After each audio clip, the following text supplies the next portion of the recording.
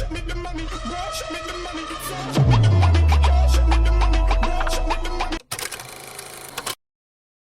நண்பா, welcome to Aadi cinema. இன்னைக்கு நம்ம தமிழ் டப்பிங்கில் நெட்ஃப்ளிக்ஸில் வெளியாகிருக்க புல்லட் ட்ரெயின் எக்ஸ்ப்ளோஷன் படம் எப்படி இருக்குன்னு தான் பார்க்க போகிறோம்.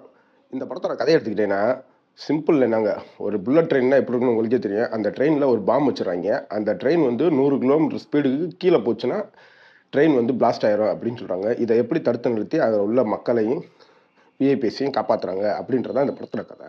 இப்போ இந்த படத்தில் பெரிய பாசிட்டிவே என்ன, படம் ஆரம்பித்த 10 நிமிஷத்துலேயே கதைக்குள்ளே போயிடுவாங்க. அது ரொம்ப எனக்கு ரொம்ப இதாகப்பட்டுச்சு. ஏன்னா வள வள கொல கொலான்னு இழுக்காமல் படம் ஆரம்பித்த 10 நிமிஷத்துலேயே கதைக்குள்ளே போயிட்டா நமக்கு ஒரு அந்த ஆர்வம் வந்துடும்ல. இந்த 10 நிமிஷத்துக்குள்ள இந்த ட்ரெயினை பற்றின விவரங்களை சொன்னாங்க பார்த்தீங்களா, அதுவும் சூப்பராக இருந்துச்சு படத்தில்.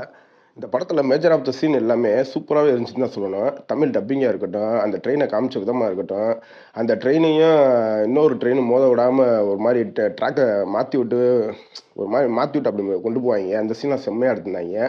அதுக்கப்புறம் ஒரு ட்ரெயினை வந்து பிளாஸ்ட் பண்ணி காமிக்கிறதா இருக்கட்டும், இன்னொரு ட்ரெயினில் வந்து இவங்களை வந்து வெளியே மக்களை கொண்டு வரதா இருக்கட்டும், இந்த சீன்லாம் நல்லாவே இருந்துச்சு.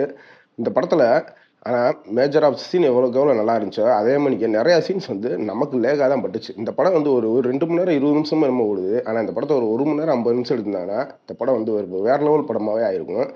ஆனால் இந்த படத்தை 2 மணி நேரம் 20 நிமிஷம் ரொம்ப இழுத்துட்டாங்களோ அப்படின்னு தான் தோணுச்சு.